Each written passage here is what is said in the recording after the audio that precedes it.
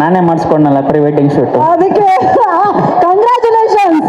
ಇತ್ತೀಚೆಗಷ್ಟೇ ಮದುವೆ ಆಗಿದ್ದಾರೆ ನಾಗಭೂಷಣ್ ಅವರು, ಚಪ್ಪಾಳೆ ಬರಲಿ ಪ್ಲೀಸ್. ನಿಮಗೂ ಬೇಗ ಮದುವೆ ಆಗಲಿ. ಅದೇನಂತ ದೊಡ್ಡ ವಿಷಯ ಇಲ್ಲ, ಅದಕ್ಕೆ ಇಷ್ಟು ದೊಡ್ಡದಾಗಿ ಏನು ಹೇಳ್ಬೇಕಾಗಿಲ್ಲ. ಆಗುತ್ತೆ, ಟೈಮ್ ಟು ಟೈಮ್ ಎಲ್ಲ ಅಲ್ಲಿ ತಾನೇ ತಾನೇ ಆಗುತ್ತೆ. ಟಗರಪಲ್ಯ ಎಲ್ಲ ಮಾಡಿ, ನಮ್ಮೂರು ಮಾರಿ ಹಬ್ಬ ಆಯ್ತು, ಬಂದಿದ್ರೆ ಟಗರಪಲ್ಯ ಕೊಡಿಸ್ತಾ ಇದ್ದೆ. ಇರಲಿ, ಎಲ್ರು ನಮಸ್ಕಾರ, ಚೆನ್ನಾಗಿದ್ದೀರಾ? ಮೊದಲನೇದಾಗಿ ಏಪ್ರಿಲ್ 5 ಡೇಟ್ ನೆನ್ಪಿಟ್ಕೊಳ್ಳಿ. ಏಪ್ರಿಲ್ 5 ಮ್ಯಾಟ್ನಿ ಸಿನಿಮಾ ರಿಲೀಸ್ ಆಗ್ತಾ ಇದೆ ಥಿಯೇಟ್ರಲ್ಲಿ. ದಯವಿಟ್ಟು ಎಲ್ಲ ಹೋಗಿ ಥಿಯೇಟ್ರಲ್ಲೇ ಸಿನಿಮಾ ನೋಡಿ. ಈ ಸಿನಿಮಾ ಎಲ್ಲರೂ ಕೇಳ್ತಿರ್ತಾರೆ, ಯಾಕೆ ನೋಡಬೇಕು ಪ್ರತಿ ಸಲ ನಿಮ್ಮ ಸಿನಿಮಾ ಯಾಕೆ ನೋಡಬೇಕು ಯಾಕೆ ನೋಡಬೇಕು ಅಂದರೆ ನಮ್ಮ ಸಿನಿಮಾದಲ್ಲಿ ಒಳ್ಳೆ ಎಂಟರ್ಟೈನ್ಮೆಂಟ್ ಇದೆ, ಅದಕ್ಕೆ ನೋಡಬೇಕು ಅಂತ ನಾನು ಹೇಳ್ತೀನಿ. ಸರಿನಾ? ರಚಿತಾ ರಾಮ್ ಅವರಿದ್ದಾರೆ, ಇನ್ನೇನು ಬೇಕು ಸಿನಿಮಾದಲ್ಲಿ ಅಲ್ವಾ? ಅವರಿದ್ರೆ ಸಾಕಲ್ವಾ ನೋಡೋದಕ್ಕೆ ಅಲ್ವಾ? ಸತೀಶ್ ಅವರಿದ್ದಾರೆ, ಶಿವರಾಜ್ ಕೆ ಪೇಟರ್ ಇದ್ದಾರೆ, ನಾನಿದ್ದೀನಿ, ಪೂರ್ಣಚಂದ್ರ, ದಿಗಂತ್ ಅವರು, ಒಂದು ದೊಡ್ಡ ತಾರಾ ಬಳಗ ಇದೆ ಸಿನಿಮಾ ತುಂಬ. ದಯವಿಟ್ಟು ಬಂದು ಸಿನಿಮಾ ನೋಡಿ. ಮತ್ತೆ ಇನ್ನು ಡಿ ಬಾಸ್ ಅವ್ರು ಬರ್ತಾ ಇದ್ದಾರೆ. ಈಗ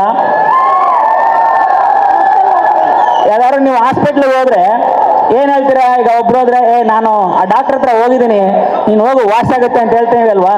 ಯಾರು ಒಳ್ಳೆ ಡಾಕ್ಟರ್ ಇದ್ರೆ ಆ ನಂಬಿಕೆ ಮೇಲೆ ನಾನು ಹೇಳ್ತೀನಿ, ಈ ಡಿ ಬಾಸ್ ಬಂದು ಟ್ರೇಲರ್ ಲಾಂಚ್ ಮಾಡ್ತಿದ್ದಾರೆ, ಈ ಸಿನಿಮಾ ಹಿಟ್ ಆಗುತ್ತೆ ಅಂತ. ಯಾಕೆಂದ್ರೆ ಹಳೆ ಪೇಷಂಟ್ ನಾನು ಮುಂಚೆ ನನ್ನ ಟಗರಪಲ್ಲೆ ಟ್ರೇಲರ್ ಅವ್ರು ಮಾಡಿದ್ರು. ಸೊ ಹಂಗೆ ನಾನು ಹೇಳ್ತಾ ಇದ್ದೀನಿ, ಅವ್ರು ಬಂದರೆ ಟ್ರೇಲರ್ ಲಾಂಚ್ ಮಾಡಿದ್ರೆ ಸಿನಿಮಾ ಹಿಟ್ ಆಗುತ್ತೆ ಅಂತ. ಮತ್ತೆ ಗೆಳೆಯ ಡಾಲಿ ಧನಂಜಯ ಬಂದಿದ್ದಾರೆ. ಅವ್ರು ಯಾವತ್ತೂ ಅಷ್ಟೇ ಫ್ರೆಂಡ್ಸ್ ಏನೇ ಮಾಡಿದ್ರು ಅದನ್ನ ಯಾವತ್ತೂ ಅಂದರೆ ನಿಮ್ಮ ಬೆನ್ನೆಲುಬಾಗಿ ನಾನು ಇದ್ದೇ ಇರ್ತೀನಿ, ನೀವು ಏನು ಮಾಡ್ತೀವೋ ಮಾಡು ಅಂತ. ಸೊ ಇವತ್ತು ಎಲ್ರಿಗೂ ಟೀಮ್ಗೂ ಮುಂಚೆನೇ ನೋಡಿ ಅವರೇ ಬಂದು ಕೂತಿದ್ದಾರೆ. ಇದು ಒಂದು ಸೂಚನೆ ಅಷ್ಟೇ. ಎಸ್,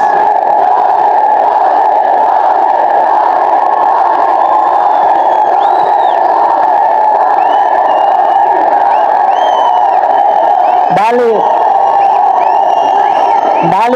ಹಲೋ, ಆಯ್ತು ಡಾಲಿ ಬರೀ ಡಾಲಿ ಅಲ್ಲ, ಡಾಲಿ ಗೆಳೆಯರ ಡಾಲಿ. ಮತ್ತೆ ಸತೀಶ್ ಅವರು, ಅವ್ರ ಬಗ್ಗೆ ಹೇಳ್ಬೇಕು ಏನಂತಂದ್ರೆ, ಈಗ ನಾವೆಲ್ಲ ಒಂದು ಸಣ್ಣ ಗ್ರಾಮದಿಂದ, ಸಣ್ಣ ಊರುಗಳಿಂದ ಬಂದು ಏನೋ ಕನಸು ಕಟ್ಕೊಂಡು ಬಂದು ಏನೋ ದೊಡ್ಡದಾಗಿ ಮಾಡಬೇಕು ಅಂತ ಬಂದು ಏನೋ ಸಾಧನೆ ಮಾಡಿರ್ತೀವಲ್ಲ, ಅದಕ್ಕೆ ದೊಡ್ಡ ಉದಾಹರಣೆ ನಮ್ಮ ನೀನಾಸಂ ಸತೀಶ್ ಅವರು.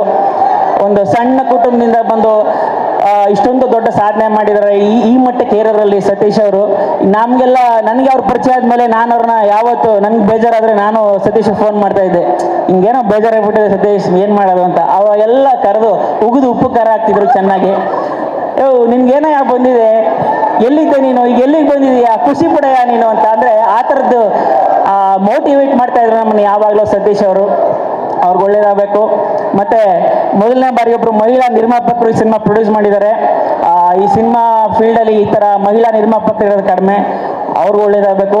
ಆ ಥರ ಮಹಿಳಾ ನಿರ್ಮಾಪಕರು ಇನ್ನೊಬ್ರು ಆಗ್ಬೋದು, ರಚಿತಾ ರಾಮ್ ಅವರು. ಅವ್ರಿಗೆಲ್ಲ ಕೆಪಾಸಿಟಿ ಇದೆ, ಅವರು ನಿರ್ಮಾಪಕರು ಆಗಬೇಕು, ಎಲ್ಲ ಕೆಪಾಸಿಟಿ ಮಾಡಬೇಕು. ಡೇಟ್ ಕೊಡ್ತೀನಿ, ಹೌದು. ನಮಗೆ ಡೇಟ್ ಕೊಡೋಷ್ಟು ದೊಡ್ಡವನಲ್ಲ, ಇರಲಿ ಏನೋ ಒಂದು ನಮ್ದು ಹಳ್ಳಿಲಿ ಸೇವೆ ಮಾಡೋಣ ಅಂತ ಅಷ್ಟೇ, ಇನ್ನೇನಿಲ್ಲ. ಓಕೆ, ಇನ್ನೇನಿಲ್ಲ. ಈಗ ಡಿ ಬಾಸ್ ಬರೋರ್ಗು ಏನೋ ಎಂಟರ್ಟೈನ್ ಮಾಡ್ಬೇಕಲ್ಲ, ಅದಕ್ಕೆ ನಮ್ಮ ನಿಲ್ಲಿಸ್ಕೊಂಡಿದ್ದಾರೆ ಅಷ್ಟೇ. ನಾವೆಲ್ಲ ಒಂದು ಸಣ್ಣ ಇದು ಅಷ್ಟೇ. ನಾನು ಕಾಯ್ತಾ ಇದ್ದೀನಿ ಡಿ ಬಾಸ್ ಬರೋದಕ್ಕೆ. ಮತ್ತು ಒಂದು ಒಳ್ಳೆ ಕತೆ ನಮ್ಮ ಸಿನಿಮಾ, ಒಂದು ಒಳ್ಳೆ ಹಾರರ್ ಸಿನಿಮಾ, ಒಂದು ಒಳ್ಳೆ ಹಾರರ್ ಕಾಮಿಡಿ, ಮಜಾ ಇದೆ ಸಿನಿಮಾ. ನೀವೆಲ್ಲ ನೋಡಿಕೊಂಡು ಥಿಯೇಟ್ರಲ್ಲಿ ಯೂಶ್ವಲಿ ಹಾರರ್ ಸಿನಿಮಾಗಳಲ್ಲಿ ನೋಡ್ತಿರ್ತೀವಿ ಗೊತ್ತಾ, ಈಗ ಬರುತ್ತೆ ನೋಡು ಅಂತ. ಆ ಥರದ್ದೊಂದು ಸಿನಿಮಾ ಇದು. ಸೊ ನಿಮ್ಗೆಲ್ಲ ಇಷ್ಟಪಡ್ತೀರಾ ನೋಡಿ. Thank you.